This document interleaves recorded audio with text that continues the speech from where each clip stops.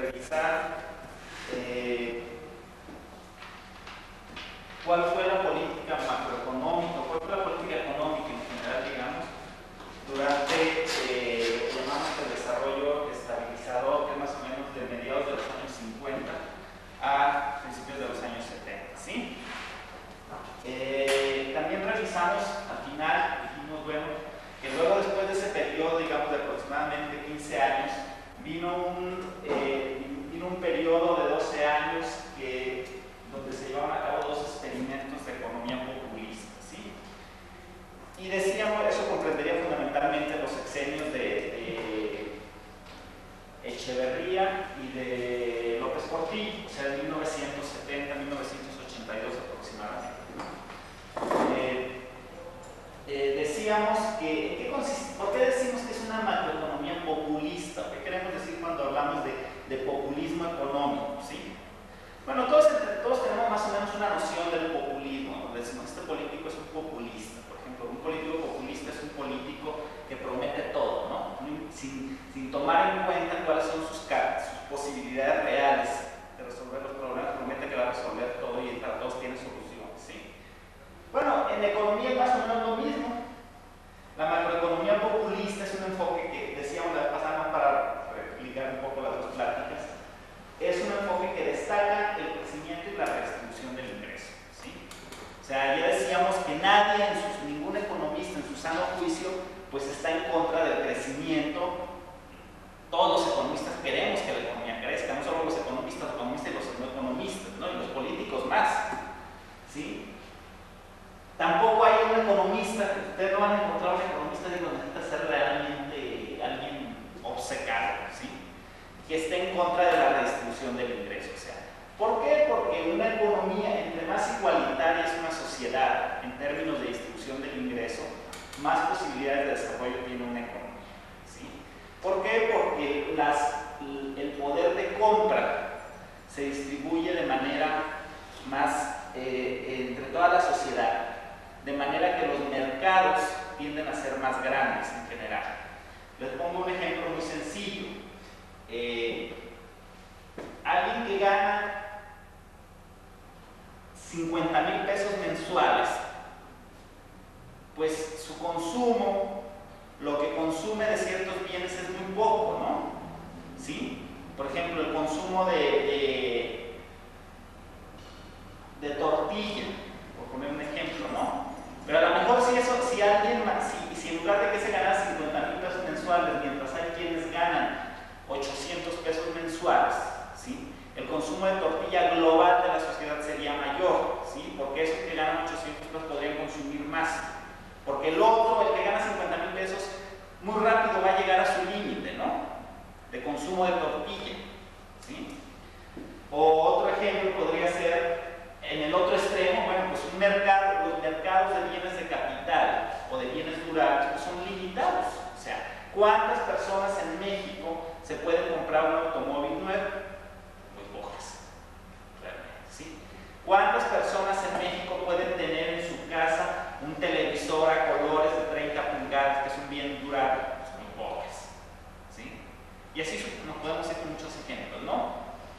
Si ustedes se fijan, las sociedades desarrolladas, las economías desarrolladas, también en general tienden a ser sociedades mucho más igualitarias. Y esa es su gran fortaleza, ¿sí? El tener una distribución del ingreso más o menos equitativa, ¿sí? Entonces, les digo, en estricto sentido, cuando ustedes van a encontrar un economista que esté en contra del crecimiento o la redistribución del ingreso. El problema es cómo se hace la redistribución del ingreso. Y aquí no hay más que de dos sopas, ¿sí? En términos generales. O hablamos de una redistribución del ingreso a través de una revolución social, vamos a decirlo así, y entonces entramos en otra lógica, ¿sí? La revolución cubana, por ejemplo, es un ejemplo de redistribución del ingreso, ¿sí?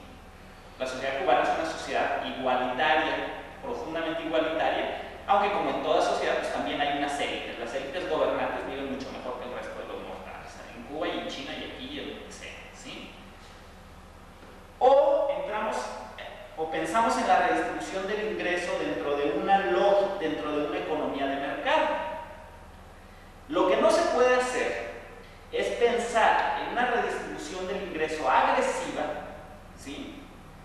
dentro de una economía de mercado. Porque entonces lo que se provoca es que se distorsionan todos los mecanismos de la economía de mercado y lo que termina sucediendo es que hay un problema de baja inversión y salida de capital, ¿sí? Esa fue la experiencia, por ejemplo, que vivieron los chilenos en 1973 y que, digo, yo creo que hasta la fecha siguen lamentando, ¿no? O sea, el gobierno de Salvador Allende llevó a cabo una política muy agresiva de redistribución del ingreso, además en una situación de equilibrios políticos muy precarios. No midió sus posibilidades reales y lo que provocó fue una gran agresividad de los grupos económicamente más poderosos de la sociedad, que finalmente fueron los que apoyaron a los militares, ¿sí? Entonces hay que tener mucho cuidado con estas cosas. No es que no se pueda, nomás que hay que asumir cuáles pueden ser las consecuencias de hacer esas cosas, ¿no? O en qué contexto se hace, ¿sí? En general, la economía macropopulista menosprecia los riesgos de la inflación, o sea, creen que van a controlar la inflación, ¿sí? Y la realidad es que al final nunca la controlan, ¿sí? Menosprecian el financiamiento deficitario, o sea, el gobierno puede gastar todo lo que quiera, ¿sí?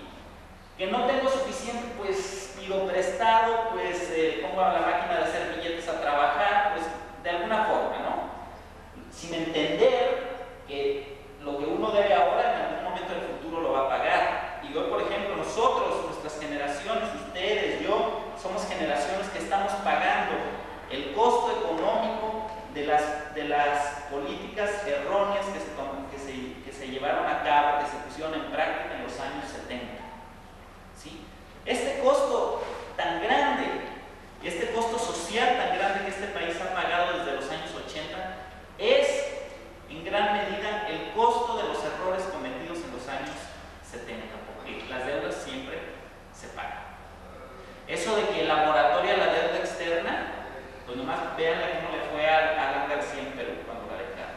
Nadie le volvió a prestar un centavo. Y a la vuelta de 3 años, Perú estaba más quebrado que nunca. ¿Sí? O sea, hay que entender las limitaciones reales a las que se enfrenta un político y un economista en la toma de decisiones. No se puede ser voluntarista, o sea, no solo porque yo quiero. O sea, y si en los años 70 ya existían limitaciones, pues ahora en estos tiempos existen mucho más. Esa es una de las grandes ventajas o desventajas, porque tiene sus ventajas y tiene sus ventajas de la famosa globalización económica, ¿sí? O sea, hoy en día ningún gobierno puede ponerse a gastar a tontas y locas, porque inmediatamente todos los organismos internacionales se le ponen así y le dicen: maestro, ¿qué estás haciendo? ¿No? Yo no te voy a prestar un centavo más, no te voy a apoyar más en tus políticas de salud, no te voy a apoyar más en tus políticas de educación, no te voy a apoyar en esto, no te voy a apoyar en esto, mientras tú sigas haciendo las cosas de esa manera, ¿sí? En ese sentido, yo creo que ese es un lado benéfico de la globalización, en el sentido de que estos políticos irresponsables que en América Latina abundaron en los años 70 y todavía en los años 80, por lo menos hoy en día no pueden actuar de manera tan irresponsable. En países como los latinoamericanos, donde los arreglos institucionales, la institucionalidad es tan débil, digamos, esos límites están llegando para bien y para mal de fuera, ¿sí? Mientras nosotros no seamos capaces, creo que hemos avanzado bastante, de construir una institucionalidad diferente que le ponga, que acote las decisiones de quienes las toman, o sea, sean los políticos fundamentalmente, pues es bueno que existan limitaciones aunque vengan del exterior, ¿no? Que por lo menos pongan ahí un hasta aquí, ¿no? Entonces, bueno, esa sería, digamos, también no importan las restricciones externas. Por ejemplo, Alan García, ahí fue donde montó su modelito. Claro, porque él se peleó con toda la banca internacional, se peleó con todos los organismos internacionales, pues no le prestaron un dólar más. O sea, no consideró que iba a haber un momento en el cual no iba a tener dólares ni para pagar las importaciones necesarias para comer un mes, ¿sí? En estos tiempos un país no puede dar esos lujos, pues, ¿sí? Bueno, esa sería, digamos, la lógica general. Para no hacerles tedioso esto, vamos a revisar solo un experimento, que es el de Echeverría. Hay unas notas de los, pero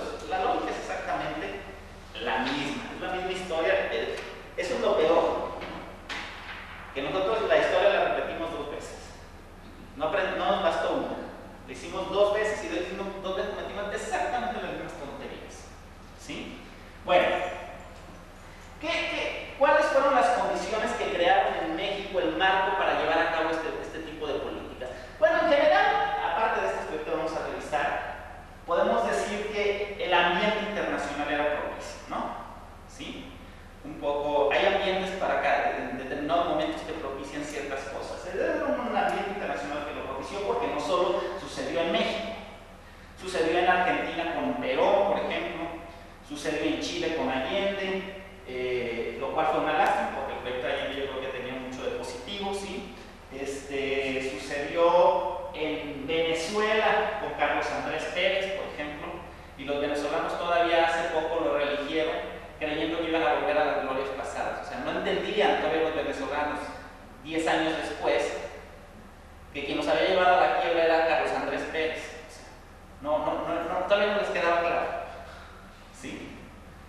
En el caso concreto de México, ¿qué fue lo que creó el marco para llevar a cabo este tipo de políticas populistas o voluntaristas? Bueno, por un lado, un gobierno activista que había nacido de una revolución social, ¿sí?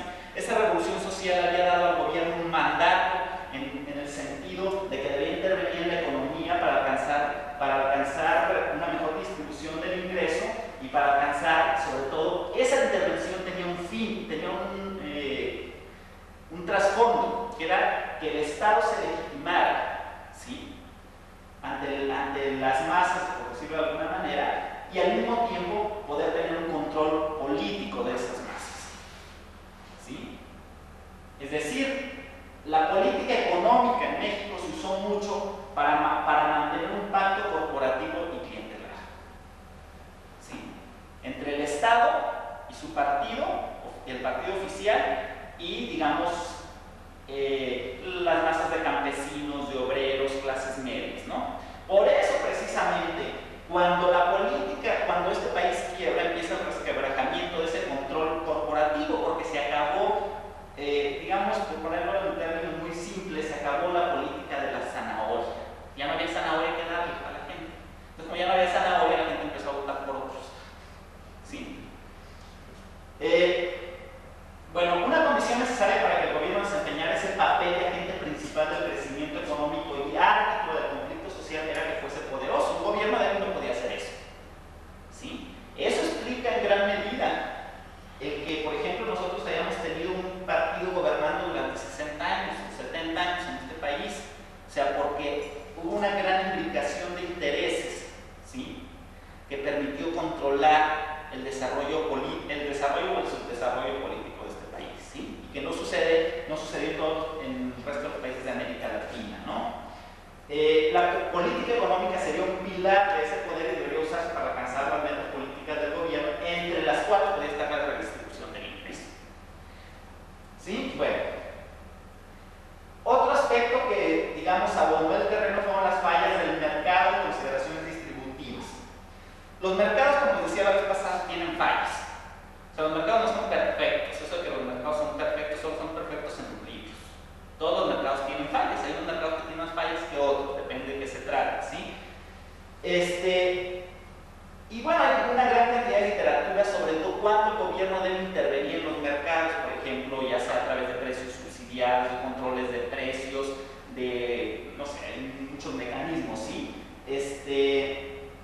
Pero en general podemos decir que cuando existe una alta concentración de los activos productivos, o sea, de las fábricas, digamos, la acción irrestricta del mercado genera una distribución muy desigual del ingreso en ausencia de acciones productivas. O sea, vamos, si hay una gran concentración del ingreso, pues naturalmente, pues la mayoría lo único que tienen para vender en el mercado pues es el trabajo, y lo van a vender en las condiciones que impongan quienes son dueños de los bienes de producción. ¿Sí? Teoría marxista cero.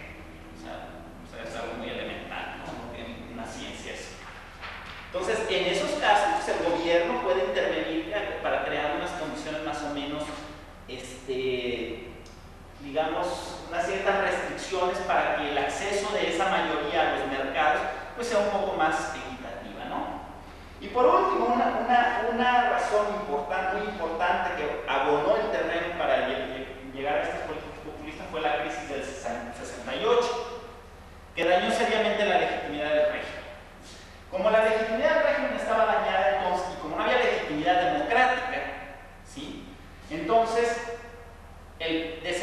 económico sí pasó a jugar un papel muy importante en la legitimación de los gobiernos revolucionarios.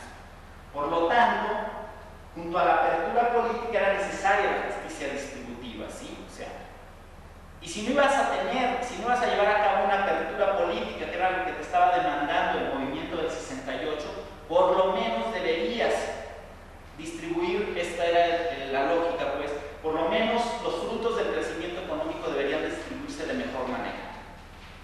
En otras palabras, para que estos hijos de la clase media, que fueron finalmente, porque esto de que fueron los obreros y las más populares del 68, eso es un mito, o sea, son las clases medias que iban a la universidad en este país, y lo vamos a ver más adelante, quien van a la universidad son las clases medias, no el pueblo, en este y en cualquiera, no somos excepciones. Entonces, a esas clases medias había que contentarlos con algo. Y si no les ibas a dar libertad política, si no les ibas a construir un sistema realmente democrático, pues había que darles algún acicate económico, ¿sí? Había que redistribuir el ingreso. Bueno, en general, por eso se nombró desarrollo compartido a la política económica en el sexenio de Echeverría. Compartido en el sentido de que esos frutos del desarrollo se iban a compartir entre todos y no iban a quedar una vez más concentrados en unas cuantas manos, ¿sí? En general dejaba de cierta preocupación por la distribución del ingreso y la pobreza generalizada, cosa que, bueno, no era ninguna novedad por lo demás, ¿no? El gobierno intervendría más en la economía a fin de reducir la pobreza mediante un aumento de la inversión pública en las zonas que invirtiera el sector privado y disminuyendo la importancia de las empresas extranjeras. Al mismo tiempo, la inflación baja y la estabilidad del tipo de cambio, ¿sí?, se mantenían como objetivos, o sea, junto con los incrementos de los salarios reales, y en resumen se quería conservar la estabilidad de precios y del tipo de cambio al mismo tiempo que se aumentaba el gasto social y se aceleraba el crecimiento para aumentar el empleo, ¿sí? El problema es que eso no siempre es compatible, ¿sí? O sea, yo no puedo mantener la estabilidad del precio y el tipo de cambio si no tengo con qué financiar el gasto. Y para financiar el gasto no hay más que de dos sopas: o cobro más impuestos o me endeudo más. Como en este país no se podía cobrar más impuestos, porque además el gobierno las clases medias estaban profundamente resentidas por el movimiento del 68, pues entonces lo más fácil fue endeudarse más, ¿sí? Endeudarse más y hacer más billetes, que hacer más billetes pues es simplemente alimentar la hoguera de la inflación, ¿sí? ¿Sí? Pero por otro lado, se le da un marco macroeconómico estable, ya una vez pasada lo decíamos, fue un periodo largo en el que más o menos tuvo una situación, un tipo de cambio estable, una inflación baja, un crecimiento de los salarios reales, fue un periodo realmente bueno para este país. Pero, aunque los fundamentos macroeconómicos eran estables, los fundamentos microeconómicos eran muy débiles, ¿sí? Sin embargo, a pesar de que esa era la gran debilidad de la economía de este país, en la agenda eso no estaba.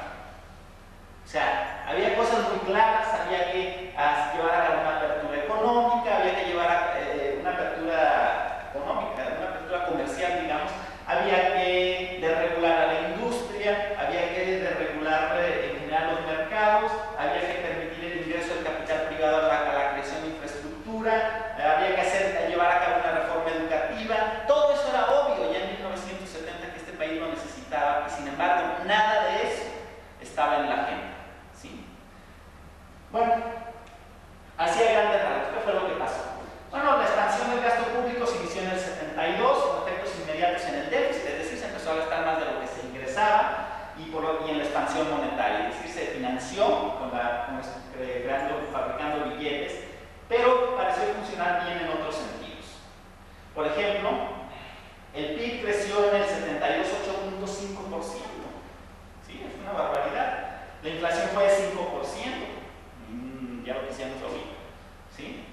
El déficit en la cuenta corriente se mantuvo en un nivel que en los 2 años previos, $1,000 billones. ¿Cómo se dio la expansión? ¿Cómo se gastó? Pues, bueno, se gastó en gasto social, por un lado. O sea, gasto social incluye educación, salud, gasto de apoyo a los campesinos, gasto rural, pues vamos a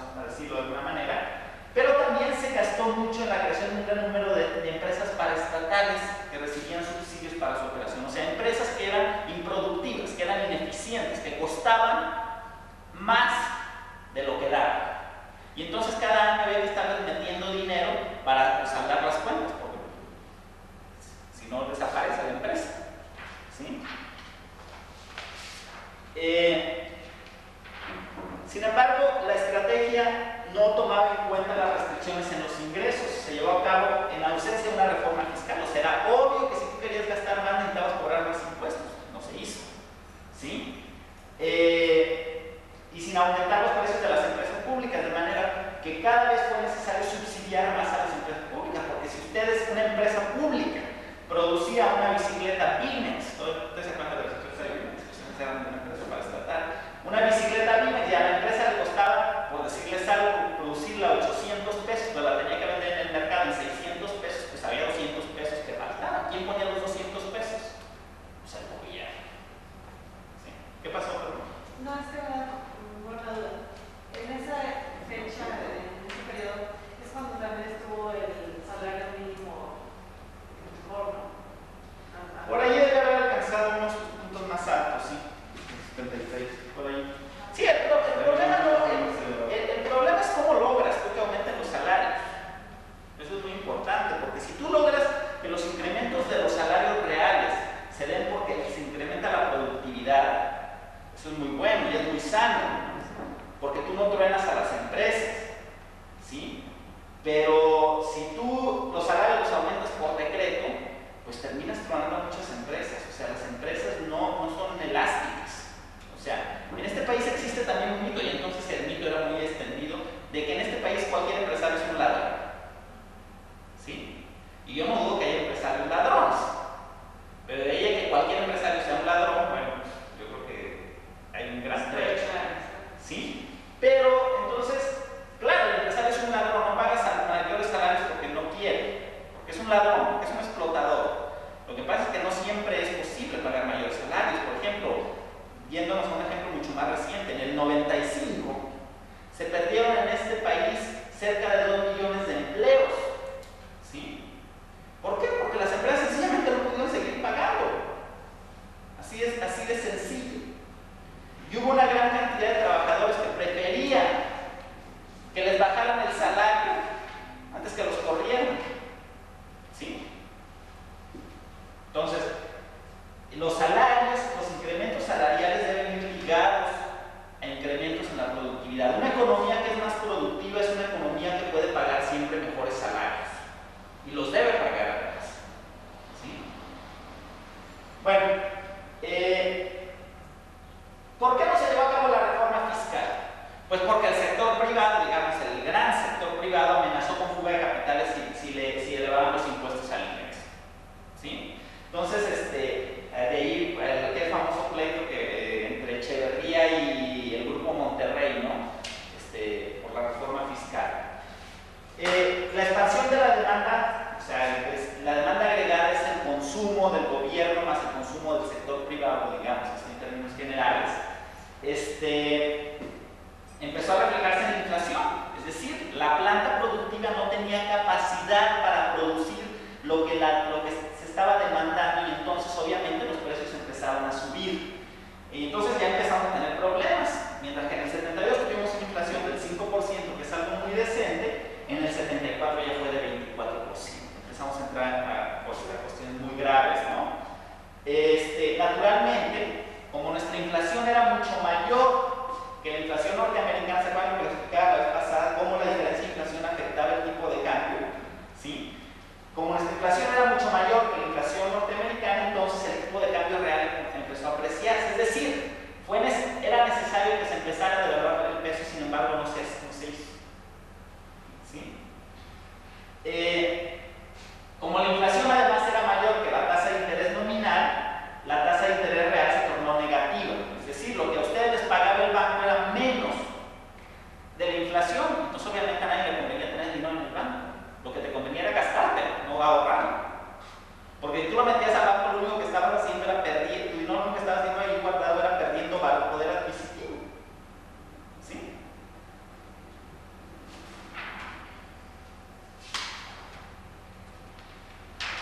Por otro lado, la expansión de la demanda, pues aumentó la demanda de importaciones y esa situación se vio reforzada por el peso sobrevaluado, es decir, como el dólar estaba barato, se empezó a abaratar debido a ese diferencial de inflaciones entre México y Estados Unidos, pues siempre que eso sucede, las importaciones empiezan a crecer porque los dólares son baratos para la gente, ¿sí? Y entonces el déficit en cuenta corriente pues aumentó sustancialmente del 0.2% del PIB al 3.7% del PIB. Luego, al deterioro de la cuenta corriente también contribuyó las grandes importaciones de granos y alimentos. A partir de 1971, este país empezó a importar alimentos, lo cual vino a demostrar pues, el subdesarrollo de la agricultura de este país. ¿Sí? O sea, ya no éramos capaces ni de producir lo que nos comíamos.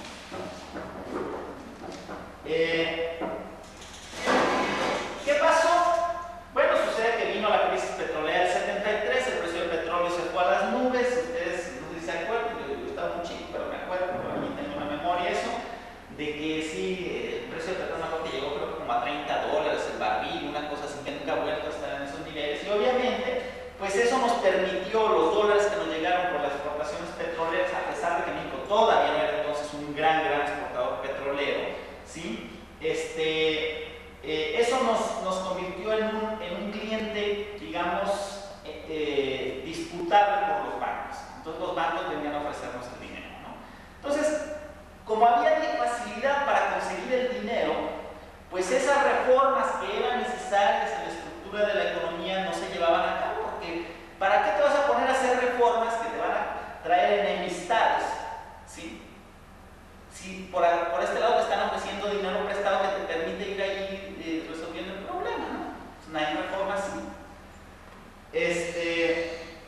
Por otro lado, se mantuvo el sesgo antiexportador del régimen comercial, es decir, éramos un país que producíamos fundamentalmente para el mercado interno, no exportábamos, ¿sí?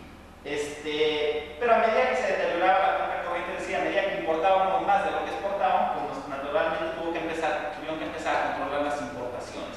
Y eso puede tener un efecto importante, sobre todo en las importaciones de bienes intermedios. O sea, una industria puede requerir ciertos bienes para sus procesos productivos que no se fabrican en el país. Y si ustedes le ponen restricciones para importarlos, o le ponen unos aranceles altísimos, pues truenan a la industria, ¿sí? Aunque la inversión en pública en las áreas rurales aumentó tanto en términos absolutos como relativos, se mantuvieron las políticas de grandes subsidios en la Ciudad de México, lo que transfería recursos del resto del país a la capital relativamente rica. O sea, sucede que el mayor nivel de ingreso estaba en la Ciudad de México, y sigue estando. Estaba en la Ciudad de México, pero no bastaba con eso. Además, el resto del país le subsidiaba a la Ciudad de México los servicios. ¿Sí?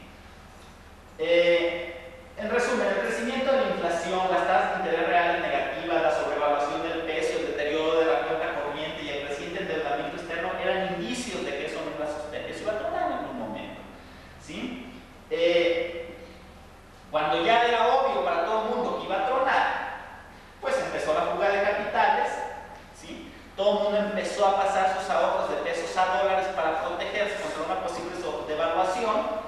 Y entonces los depósitos en dólares pasaron del 17% de los depósitos bancarios al 40% de los depósitos bancarios. ¿Sí? O sea, todo el mundo trató de protegerse, porque se veía venir la crisis, ¿no? Ante la gravedad de la situación en el 75 se anunció un programa de ajuste a las políticas monetarias y fiscales. Sin embargo, el programa no llegó muy lejos, o sea, se quedó en buenas intenciones. ¿Por qué se quedó en buenas intenciones? Porque precisamente porque Echeverría era un político populista y a lo que le interesaba era estar bien con las masas. ¿Sí? Entonces no le iba a decir a las masas pues que había que pagar un precio de sus tonterías, por las tonterías que él mismo había cometido, ¿no? ¿Sí? Eso no se lo iba a decir. Aunque los ingresos fiscales que cobra el gobierno aumentaban gracias al mejoramiento de la recaudación, el gasto crecía aún más, aunque a una tasa menor que en los años previos. Se mantuvo el tipo de cambio, es decir, no se devaluó y aumentó el control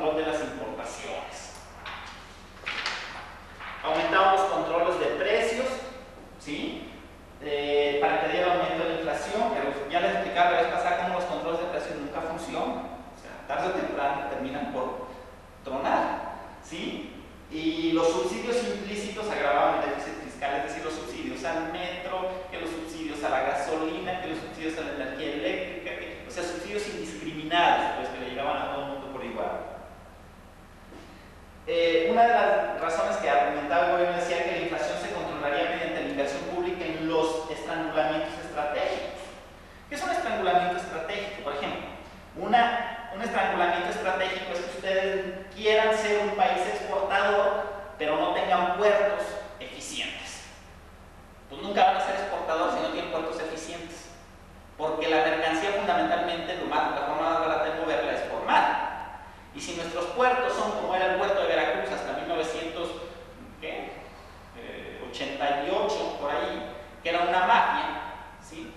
Una mafia de ladrones además, pues no había manera de exportar, porque ustedes llegan la mercancía. Ustedes saben qué sucedía en Veracruz. Les voy a poner un ejemplo de lo que sucedía. Todo el puerto lo controlaba el sindicato de estibadores, o no sé cómo se llamaba la montada esa, ¿sí? Lo que estos señores hacían era, llegaba un barco, por ejemplo, y si a ellos les daba la gana, los únicos que podían descargar el barco eran ellos, para empezar. Pero si ellos no tenían ganas de descargar, pues no lo descargaban. Entonces el barco podía estar parado allí 3 días, esperando a que estos señores les diera la gana descargar el barco. Ustedes saben lo que cuesta tener un barco parado, un barco de esos mercantes. Esos barcos mercantes tienen un costo de oportunidad como de $10,000 diarios. O sea, cada día que el barco está parado, eso cuesta. ¿Y quién terminaba pagando todos esos tiempos muertos? Pues el dueño de la mercancía, naturalmente. Hasta que al ilustre sindicato de estibadores le daba la gana bajar la mercancía. ¿Por qué lo hacían así? Porque lo que querían era que el dueño de la mercancía por abajo les diera una gana. Entonces, ese es un ejemplo de cómo un país no puede ser exportador si esos son los puertos que tiene. Ninguno. Ese es un estrangulamiento estratégico. Un estrangulamiento estratégico, por ejemplo, que en este país, por ejemplo, lo tiene en este momento, es no tener un sistema educativo de calidad. Ese es un estrangulamiento estratégico de este país. ¿Sí? Pero un estrangulamiento estratégico más obvio, por ejemplo, puede ser el no producir la cantidad de energía eléctrica que tú requieres para que el país crezca, para que la industria funcione. ¿Sí? Entonces el gobierno dijo, bueno, para evitar, a lo mejor posiblemente la inflación está alimentada porque hay industrias que no pueden producir lo que se está demandando y no lo pueden producir porque hay estrangulamientos estratégicos atrás. A lo mejor no se está produciendo la suficiente energía eléctrica que se requiere para que las industrias puedan ampliarse y producir lo que se está demandando. ¿Sí? Vamos a invertir aquí. El único problema es que esas industrias estratégicas, vamos a decir, donde se dan ese tipo de estrangulamientos, son inversiones de muy largo plazo, o sea, son inversiones de maduración muy lenta. Ustedes no construyen un aeropuerto en 6 meses, o sea, un aeropuerto decente, no una pista para narcos, ¿sí? Un aeropuerto decente les puede llevar 5 o 10 años de construcción. Ustedes no construyen una carretera, una autopista en 6 meses. Ustedes no construyen una termoeléctrica en 6 meses. Una termoeléctrica les puede llevar 5 o más años de construcción. ¿Sí? Son procesos muy lentos. Entonces, si tú te pones a hacer esto cuando ya todo está estrangulado, pues ya por lo menos resígnate a vivir 5 o 6 años estrangulado, porque no hay para dónde moverse. ¿Sí? En conclusión, no hubo voluntad para revertir muchas políticas de los años anteriores, o sea, realmente no hubo voluntad para eso. El gobierno cayó en su propia trampa. ¿Sí? A medida que disminuyó el apoyo político de parte del sector privado, que se sentía muy agredido por estas políticas expansivas del sector público, y de las clases medias perjudicadas por la inflación, esas clases medias además para las cuales se diseñó todo, a las cuales querían contentar. ¿Sí? El gobierno buscó el apoyo de los trabajadores urbanos organizados, pero ese apoyo no se iba a fortalecer con disminuciones en el gasto público, o sea, con disminuciones en los subsidios y con una devaluación. Pero finalmente lo que tuvo que hacer el gobierno al final fue devaluar. ¿Sí? Entonces, el desenlace fue ese. Nos quedamos sin reservas en el Banco de México, una inflación del 22%, una deuda externa de $30,000 millones. Cuando Echeverría entró al gobierno, nuestra deuda externa era, no recuerdo exactamente, pero andaba en orden de los $3,000 millones. En 6 años pasamos de tener una deuda de $3,000 millones a tener una deuda de $30,000 millones. ¿Sí? Que además fue el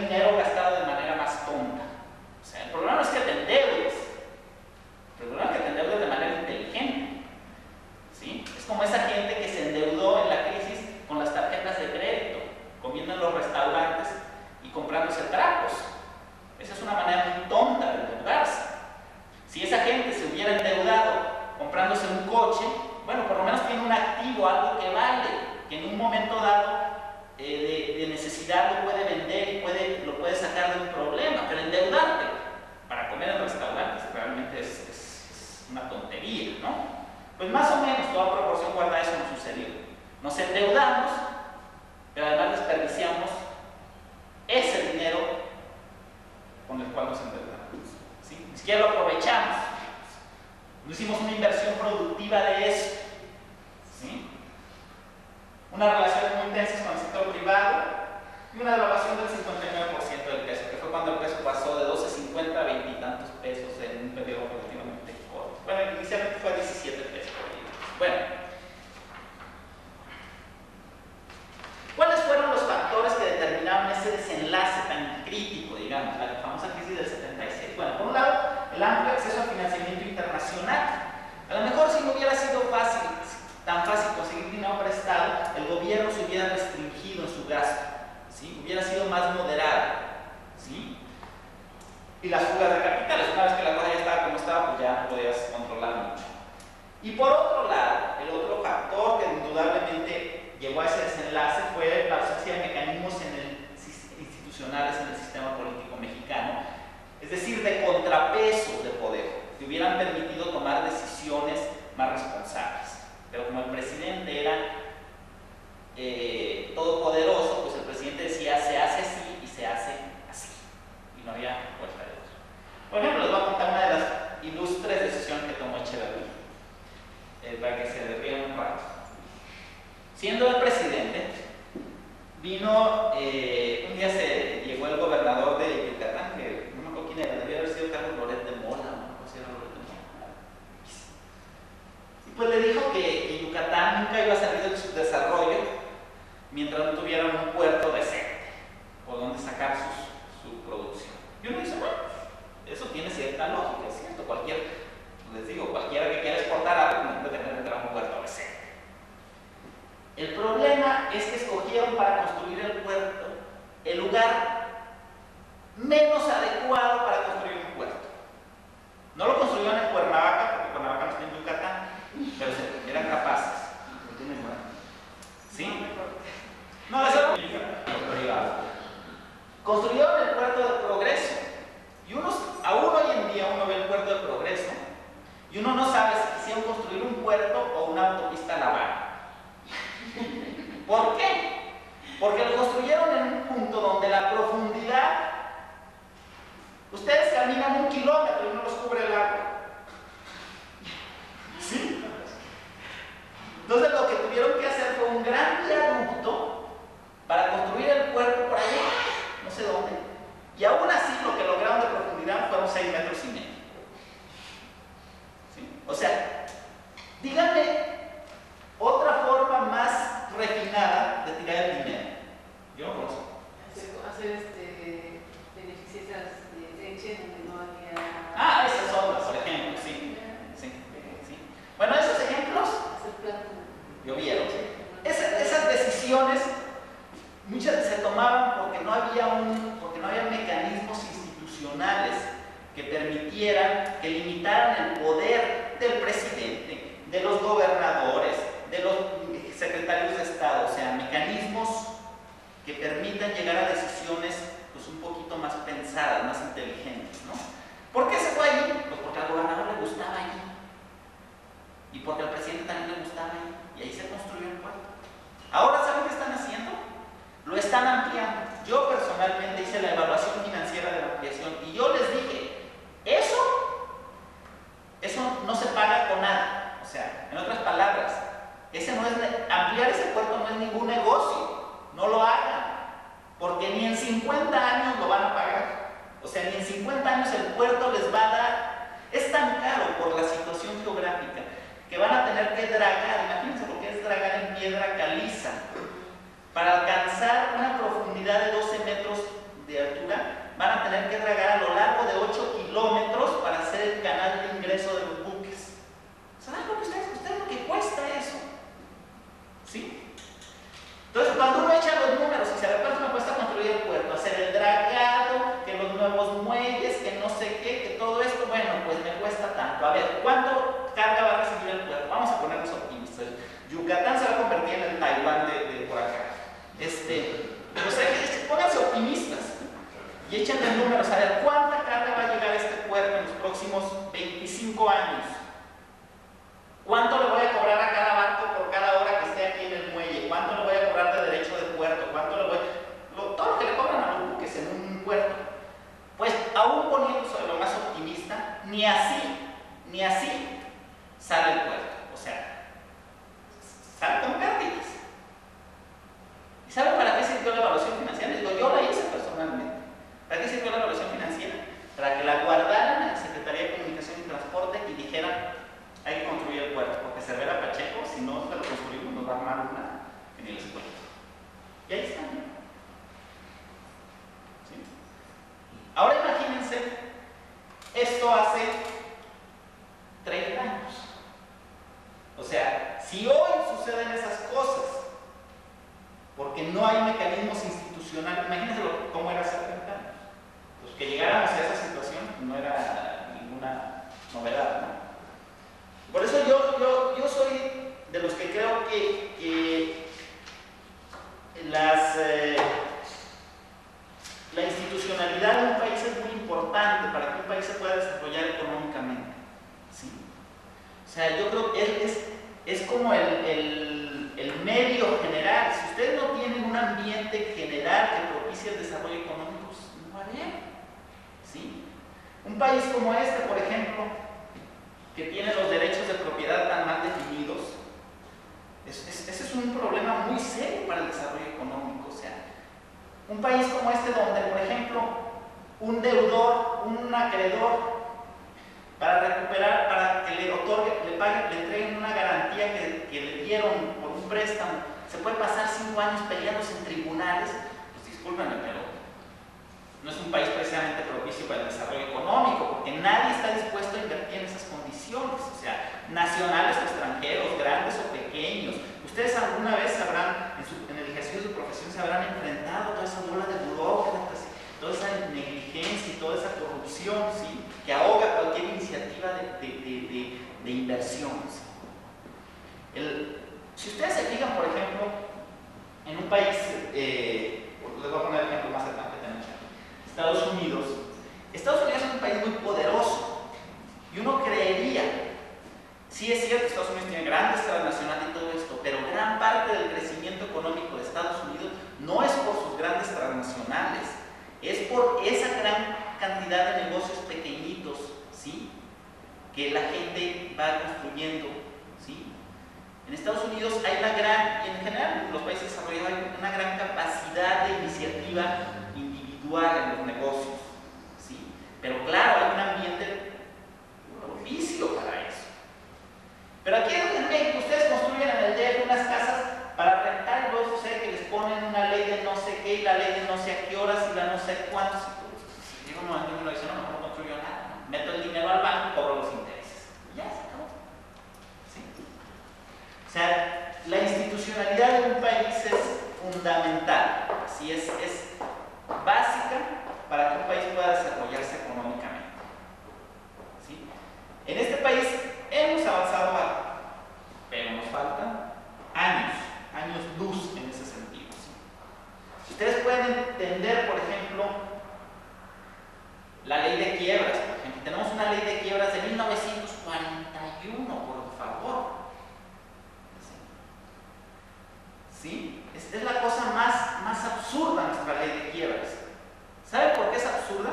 Porque por la manera como está estructurada, permite, o sea, por los procesos tan lentos que establece la ley, permite que alguien vaya y se declare en quiebra. Entonces va ante el juzgado y le dice, yo quiero acogerme a la ley de quiebras. El juzgado le dice, ok, te acepto que te acojas a la ley de quiebras. Por los plazos que establece la ley, digamos, sin entrar en detalles, este señor, este dueño de una empresa, puede pasarse 3 años, por ejemplo, antes de que se declare efectivamente la quiebra. En esos 3 años, ¿saben lo que hacen? Saquean las empresas. O sea, lo que hay, se lo llevan. Cuando llegan, finalmente se declara la quiebra, pues no queda nada. Los deudores, los acreedores de la empresa, los trabajadores de la empresa, ¿dónde quedan? En la calle. Porque lo que quedó al final, por repartir, pues ya no es nada, porque en esos 3 años que le permite la ley de quiebras, el señor hizo y deshizo su antojo. O sea, ese es un ejemplo de cómo no solo hay, o sea, hay leyes que por un lado inhiben la iniciativa individual, la iniciativa de inversión, pero por otro lado hay leyes que propician el saqueo de esa manera tan bárbara, pues, ¿sí? Y saben, desde hace 20 años, fácil, 20 años se habla de que se va a modificar la ley de quiebras, hasta la fecha seguimos esperando la modificación, ¿sí? O sea, son cosas absurdas, pues. Bueno, el segundo experimento populista fue el de López Portillo, no voy a entrar en detalles, ahí en las copias está. Fue más o menos la misma historia, con el agravante de que en el 76 encontramos petróleo, y entonces como nuevamente volvimos a ser ricos. Una vez más, esas reformas que era necesario hacer, esas reformas estructurales que requería la economía, se pospusieron. ¿Para qué hacerlas? Si somos ricos, ahora, como dijo López Portillo, vamos a administrar la abundancia. Y pues nos dio una administrada que ya ni les cuento. ¿Perdón? Sí, en referencia a la etapa del desarrollo estabilizador. Bueno, yo creo que también esto responde de alguna manera a un cierto sentido internacional, ¿no? Porque también son los años en los que se le llaman del bienestar social. O sea, el Estado benefactor, interventor, acerca del bienestar social. No, yo estoy de acuerdo con eso. Y le implica pues intervenir en varias actividades, ¿no? Sí, pero el Estado benefactor. Pero la situación está en que el gobierno mexicano no quiere entender que ya pasó la etapa. No, hay etapas en la economía que se van quemando, ¿no? El problema del Estado benefactor. El problema del Estado benefactor no es que yo no nada contra el Estado benefactor. O sea, yo creo que un Estado responsable, yo no creo que la economía resuelva todos los problemas de un país y que el libre mercado resuelva todos los problemas de un país. Yo creo que el Estado tiene, y más en un país como este, el Estado tiene compromisos muy claros. O sea, un Estado moderno es un Estado que le debe proveer a la gente tres cosas fundamentalmente: educación de calidad, ¿sí? Salud de calidad y seguridad de calidad. Esas tres cosas no te las va a proveer el mercado, ¿sí? El Estado te debe dar eso, ¿sí? El problema es cómo hacerlo, ¿sí? Tú no puedes hacer eso haciéndote tonto y creyendo que las deudas que adquieres hoy nunca las vas a pagar. Eso no lo puedes hacer, porque las deudas que adquieres hoy las vas a pagar tarde o temprano, ¿sí? Ese no es el problema. Estado benefactor existió en todas partes. La diferencia, ¿sabes cuál fue? Entre el Estado benefactor mexicano y el Estado benefactor alemán. Que en el Estado benefactor alemán fueron responsables, o sea, sabían cuáles eran sus límites y nunca gastaron más de lo que tenían. El problema con nosotros fue que gastamos más de lo que teníamos. O sea, el problema no está en que el Estado sea benefactor. El problema es que el Estado no tenga una forma sana de financiar su gasto, ¿sí? Yo creo que hoy en día, a mí me parece una aberración que en estos tiempos haya gente que te diga que la salud se la dejes al mercado. ¿Cómo sacar la salud al mercado, por Dios, en un país como este? Yo les voy a contar un ejemplo que he vivido en los últimos días. El suegro de mi hermana le acaban de hacer una operación de un cáncer del estómago. Le sacaron el estómago completito, ¿sí? Sucede que el señor no tenía seguro privado, bueno, pues fue a dar a cancerología. En cancerología le programa la operación para principios de agosto. El médico, el cancerólogo, el oncólogo dice: no podemos esperarnos a principios de agosto, esto es muy grave, hay que hacerlo ya. Y vaya que se portó bastante decente el oncólogo, porque, él estaba en el hospital Ángeles, dijo: aquí en este hospital la operación costaría como 250,000 pesos. No, vamos a hacer aquí. Yo puedo operarlo en otro hospital. Fue y lo operó en otro hospital. La cuenta salió en 70,000 pesos de la pura operación. De allí se lo llevaron a oncología, a cancerología. El señor tiene 3 semanas en terapia intensiva. La cuenta, ¿ustedes saben cuánto cuesta un día de terapia intensiva en un hospital privado? 20,000 pesos diarios, ¿sí? Y si tú tienes 20 días en el hospital en terapia intensiva, o sea, ahorita tendrías una cuenta de 400,000 pesos. Que me digan quién puede pagar eso. Esa es una responsabilidad del Estado. Ese es un campo en el cual el Estado debe tener una función clarísima.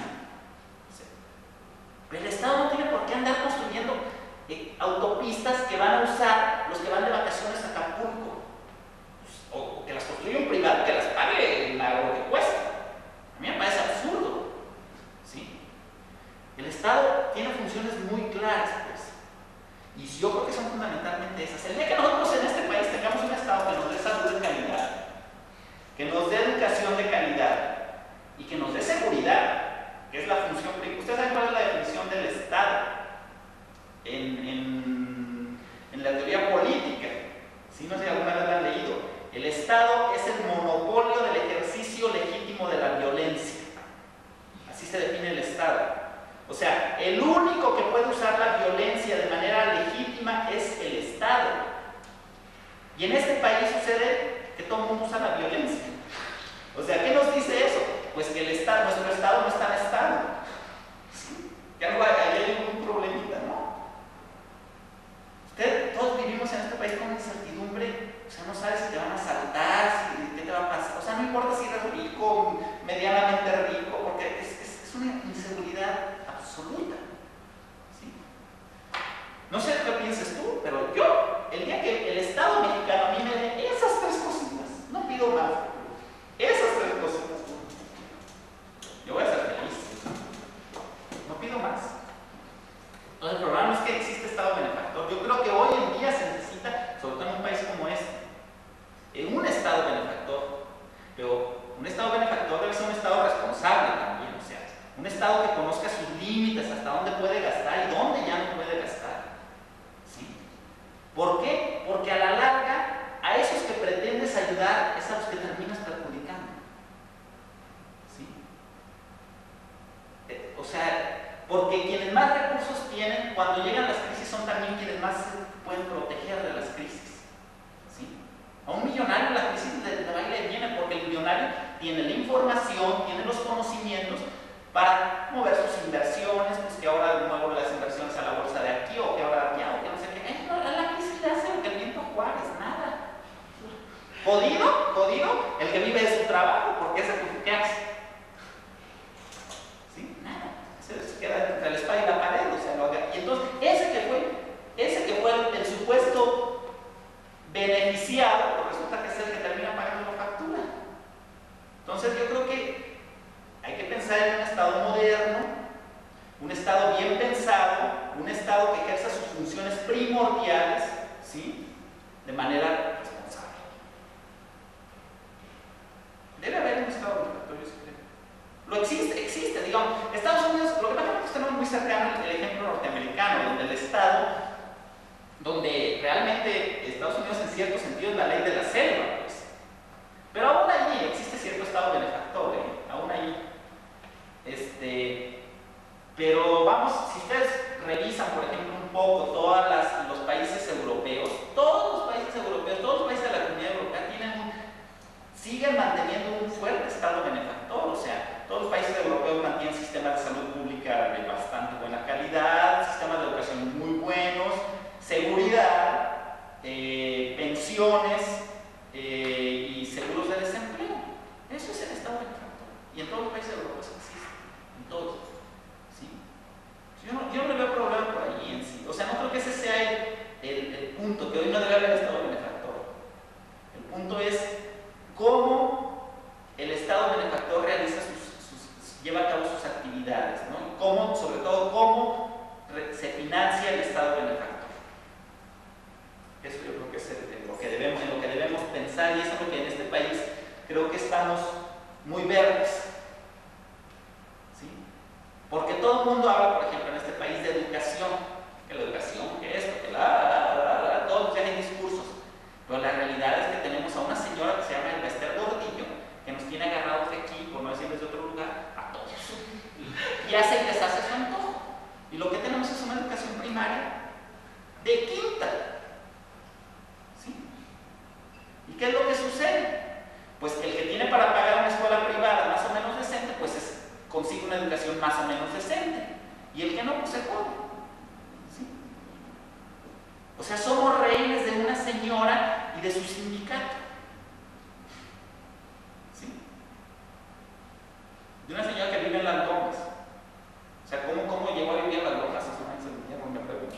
¿Y quién sabe dónde llevan sus hijos? Ay, por supuesto, sus hijos estudian en la escuela privada. Porque no van a la escuela pública.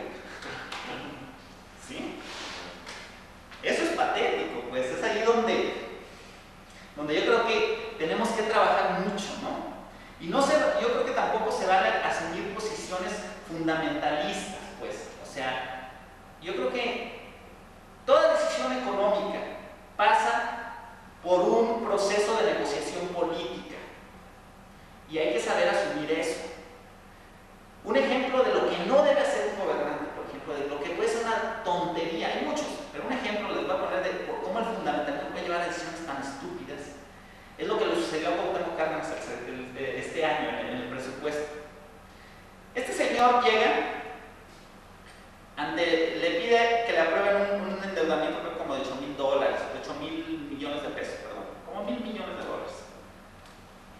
Entonces, bueno, llega el momento, él pedía eso, pues, los panistas querían otra cosa, los priistas querían otra cosa, llega el momento de negociar, ¿no? Y entonces, pues, le dicen al gobierno del DF, oye, ok, a los diputados del PRD, vamos, tú quieres eso, te aprobamos eso, pero tú a su vez, pues, ayúdanos para que podamos aprobar tal otra cosa, ¿no? Porque es alguien bien. Ah, no, yo no transo. No, maestro, si nadie te está pidiendo que transes. Este es un proceso de negociación política. Pues por no transar, se quedaron, desautorizaron cero endeudamiento. ¿Cuáles son las consecuencias de eso? Pues que un endeudamiento que podía ser sano y que podía ser útil para realizar obras importantes, sobre todo el acuaférico en el Distrito Federal, están parados prácticamente. Porque el señor asumió una posición fundamentalista. En política eso no nos sirve de nada. Ser fundamentalista está bien para ser fundamentalista en la iglesia, ¿sí? Pero ser fundamentalista en política pues es la ruina, ¿sí? La política hay que negociar. Y las decisiones económicas, todas las decisiones económicas importantes, están mezcladas con decisiones políticas. También hay que quitarse la idea esta de los economistas tecnócratas que quieren que la economía no politice en el asunto. ¿No? Maestro, ¿cómo no lo vamos a politizar? En medio están nuestros impuestos, en medio está lo que yo pago. Claro que lo politizo. O sea, hay la idea como de que politizar el asunto es como algo negativo. Y yo no creo que eso sea negativo. ¿Sí? O sea, yo creo que las cosas se deben discutir y se debe saber negociar para llegar a un acuerdo que beneficie a todos. Y obviamente, como en todo proceso de negociación, pues nadie va a lograr el 100% de lo que quiere. Todo el mundo tiene que dar algo a cambio de algo. ¿Sí? Pero cuando ves de estos políticos, de veras, con esa posición fundamentalista, uno se queda... Bueno, este señor tendrá sentido de lo que es la gestión pública. Sí, estoy de acuerdo, ¿no? Con lo que dices. En el sentido de que el Estado benefactor debe de asumir ciertos papeles y hay ciertos servicios en los que invariablemente no puede renunciar, ¿sí? Pero a lo que voy es de que el Estado a su vez también tiene que seguir una serie de estrategias para poder solventar una política económica, ¿no? En general, No, por supuesto. Por ejemplo, decías lo de las carreteras, que las haga en particular. Bueno, yo creo que las comunicaciones terrestres y las telecomunicaciones sí son prioritarias, que el Estado las debe de manejar. Depende para qué. Porque mira, unas telecomunicaciones en manos de extranjeros, que en un momento dado se utilice esto como un arma o un elemento para presionar para ciertas circunstancias, no, eso puede suceder, ¿no? Por ejemplo, eso todo depende de cómo firmen los contratos. Mira, no, eso depende de cómo firmen los contratos. ¿Tú sabes cómo están, por ejemplo, los contratos de concesión de ferrocarriles? Lo que pasa es son que contratos a 50 años. ¿Y sabes qué dice la primera cláusula de los contratos?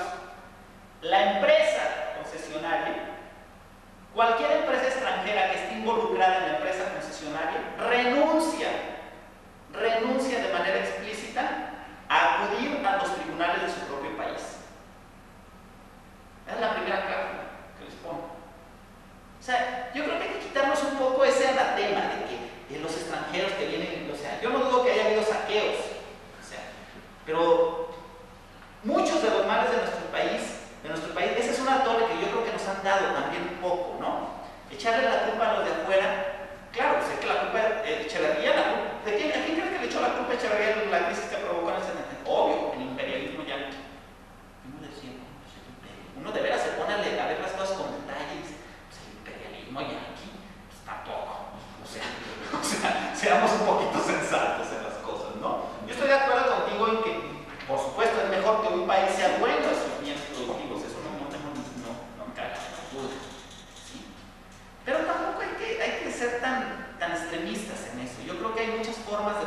jurídico que tú puedes poner para que eso funcione bien, ¿no? Ahora, yo no tengo ningún problema. Yo creo que el gobierno debe gastar en carreteras, pero ¿sabes dónde? Pues en las poblaciones apartadas, que no tienen cómo llegar, que no son rentables, además, que ningún privado va a ir a invertir allí para construir un camino vecinal. En eso debe gastar el gobierno. Pero yo no entiendo, ¿el gobierno por qué tiene que construir una autopista México a Cuernavaca, Acapulco? ¿Quiénes van a usar la autopista? No, bueno, es una carretera de bastante menos calidad. Pero bueno, ¿quiénes van a usar esa autopista? Bueno, pero también hay que tomar en cuenta que las carreteras... A ver, no, me han contestado. ¿Quiénes usan esa autopista? No, sí, o sea, de contesto te digo que si la gente no tiene carro puede pagar, pero también se mueven productos y mercancías en las carreteras. Sí, estoy de acuerdo. Pero es por eso, pero tú no tienes que subsidiar por carreteras. Y demás, la gente, bueno, las mercancías también necesitan transportarse y hay costos menores. No, pero uno puede subsidiar los costos, ese es un vicio. No, yo no estoy hablando de subsidiar a nadie. Por eso que se pague. Subsidiar eso, no. Lo que yo estoy refiriéndome es de que las carreteras de ese nivel sí son muy importantes. Ok. Para ¿Quiénes la van a usar? mercancías y de personal, de gente. Porque de esa manera abates costos en el transporte de mercancías. A eso me estoy refiriendo, yo no estoy hablando de subsidios. En eso estoy de acuerdo. Pero ¿cuál es el problema? Una empresa que maneje grandes volúmenes de mercancía a la empresa privada, puede pagar. a las empresas privadas se requieren unas concesiones para carreteras y demás, pero ahora resulta que hay que rescatarlos. Entonces, ¿tú sabes cómo fue el rescate ¿por qué no carretero? dejarlos que se quiebren, no?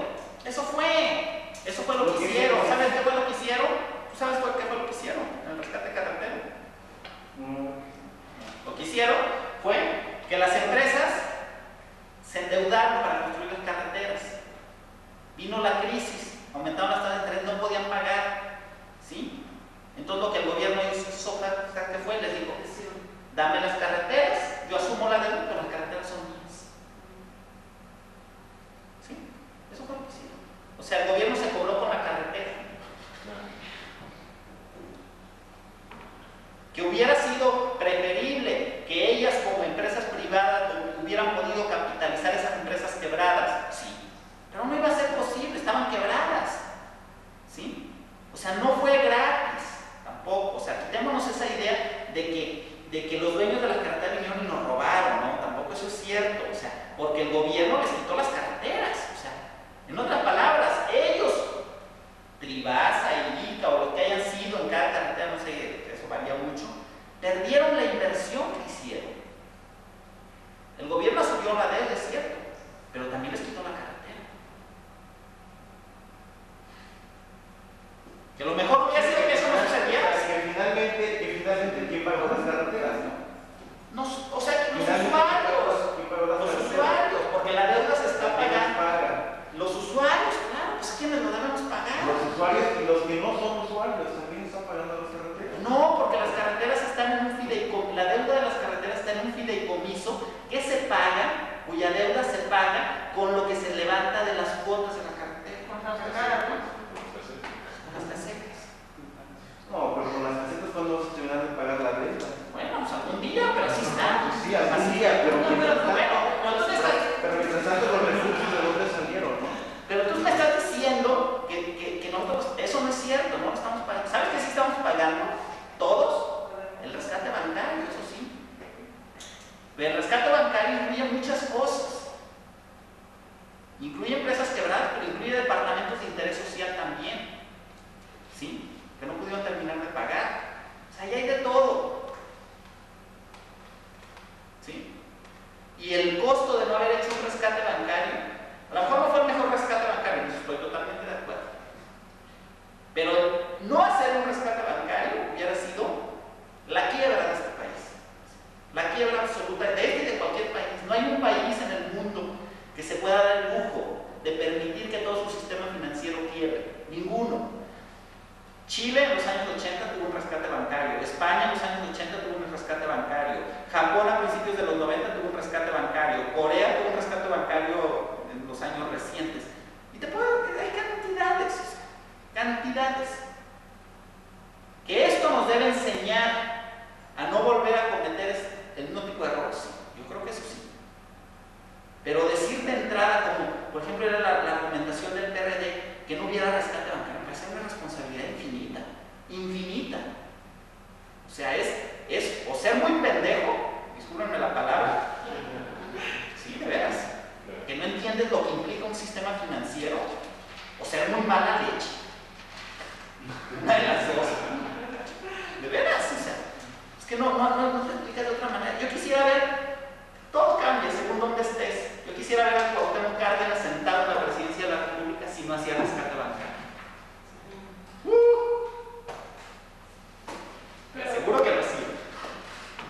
Claro que lo haces, porque cuando lo que tú tienes, cuando la perspectiva que tienes, cuando tú tienes dos opciones, o haces rescate bancario o tienes una corrida masiva contra los bancos, te aseguro que haces rescate bancario.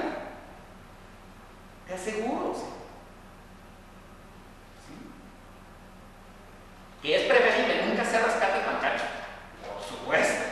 Que es preferible que las carreteras no hubieran quebrado y el gobierno no tuviera que haber entrado. Por supuesto. Todo eso es preferible. Pero una vez que estás en un problema, yo creo que un buen político y un buen economista que está a su lado es alguien que debe analizar cada problema en el momento en el que está.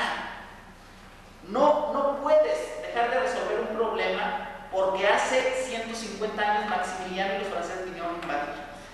No puedes, eso es muy irresponsable. Y eso se llama no tener capacidad de gestión pública. Sí. Yo te pongo un ejemplo muy simple. ¿Por qué el PRD, por ejemplo, durante mucho tiempo habló que se debía aumentar el impuesto